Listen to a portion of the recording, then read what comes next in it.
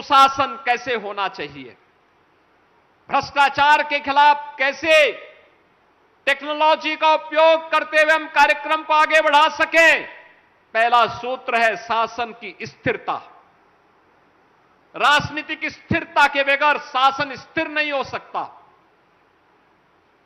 भारत के अंदर राजनीतिक अव्यवस्था को, राजनीतिक स्थिरता को समाप्त करके शासन में स्थिरता आए, इसके प्रेरणा है सर्वदेव अटल बिहारी वाजपेयी जी। याद करिए 1990 के दशक के उस दौर को, लगातार सरकारें बनती थी, बिगड़ती थी, आती थी, जाती थी, खरीद फरोख्त होती थी। 1996 का अटल जी का वक्तव्य सुनिए, जब उन्होंने 13 दिन की सरकार को गंवाई थी। उन्होंने कहा कि नहीं, हम इसको नहीं प्रेरित करेंगे, इसको नहीं आगे बढ़ाएंगे। और उस समय सर्वदेव अटल बिहारी वाजपेयी जी ने कहा चुनाव का मुकाबला करेंगे। 98 से लेकर के 2004 तक देश के अंदर एक स्थिर सरकार देकर के, राजनीतिक स्थिरता के दौर को भारत के अंदर ला करके फिर सुशासन का एक मॉडल उन्होंने दिया।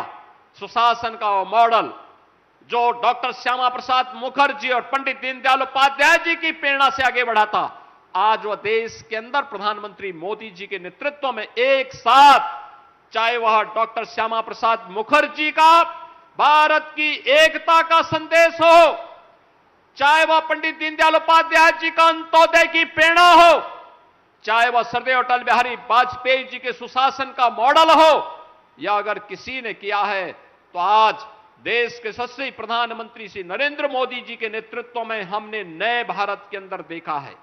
हमारी पीढ़ी सौभाग्यशाली है कि हमने मोदी जी के भारत की सुरक्षा के मॉडल को, वैश्विक मंच पर भारत की बढ़ी हुई प्रतिष्ठा के इस मॉडल को, भारत की सुरक्षा के मॉडल को, विकसित भारत की संकल्पना के साकार होते हुए मॉडल को आज हम देख रहे हैं, उसको आत्मसात कर रहे हैं।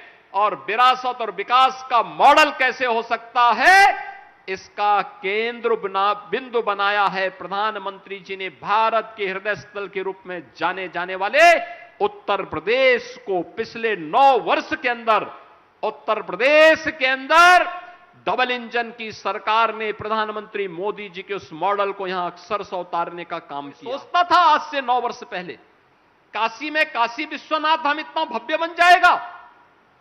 कोई सोचता था अयोध्या में श्री राम जन्मभूमि और अयोध्या नगरी इतनी सुंदर हो जाएगी कि त्रेता युग का स्मरण कराएगी?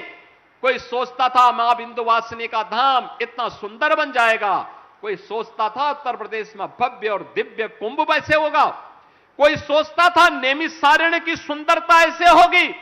कोई सोचता था कि वृंदावन और मथुरा में भी द्वापर युग का स्मरण होता हुआ दिखाई देगा? कोई सोचता था सुखतीर्थ फिर से त्रेता युग का स्मरण कर द्वापर युग का स्मरण कराएगा? आज ये सब डबल इंजन की भारतीय जनता पार्टी की सरकार करा रही है। विरासत भी है तो विकास का model, infrastructure, world class infrastructure, highway, railway, metro, inland waterway, rapid rail, इस सब का मॉडल आज यूपी के अंदर मैन्युफैक्चरिंग के एक हब के रूप में यूपी का बढ़ती हुई ताकत।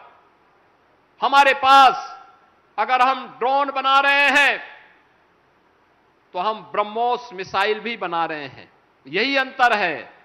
2017 के पहले पिछली सरकारें माफिया पालती थी, हर जिले में अपने गुर्गों से कट्टा और बम बनवाते थे लूटपाट करने के लिए, और आज हम देश की सुरक्षा के लिए ब्रह्मोस मिसाइल बना रहे हैं लखनऊ में। हमारे लिए राष्ट्र सुरक्षा महत्वपूर्ण थी, उनके लिए अपना लूट तंत्र मजबूत करना महत्वपूर्ण था, और उसके लिए वे लोग लगे रहे।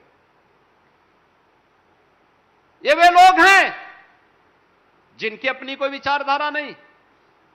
भारत का विरोध करना, भाजपा का विरोध करते करते कब वे भारत का विरोध करेंगे कोई पता नहीं। उनके दैनिक दिनचर्या का हिस्सा है।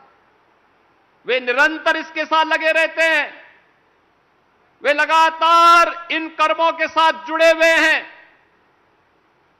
उनकी आस्था तब आहत नहीं होती है जब बाबरी ढांचे का समर्थन वे लोग करते हैं, तब भारत की आस्था की चिंता उनको नहीं होती है। जब वह भारत के मानबिंदुओं का अपमान करते हैं, जब लैंड जिहाद, लव जिहाद और थूक जिहाद का बड़ी बेशर्मी के साथ ये लोग समर्थन करते हैं, तब इनको भारत की आस्था और उत्तर प्रदेश की आस्था की चिंता नहीं होती है। लेकिन वोट बैंक की तब चिंता होती है। लेकिन जब भारत की आस्था को आहत करना हो तो प्रत्यक्ष और प्रत्यक्ष रूप से इनके द्वारा प्रहार करने के कोई मौके नहीं चुके।